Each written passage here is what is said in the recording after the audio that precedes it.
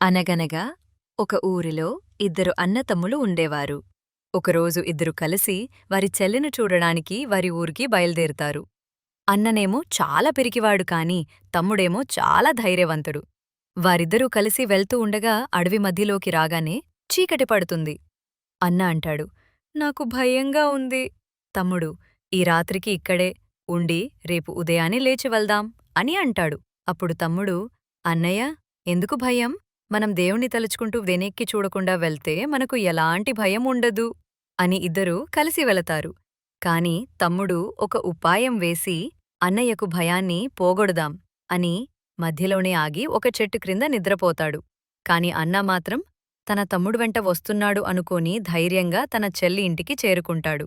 అప్పుడు చెల్లి అన్నను చూసి, ఒక్కడివే వచ్చావా చిన్నా అన్నయ్య, రాలేదా అని అడుగుతుంది.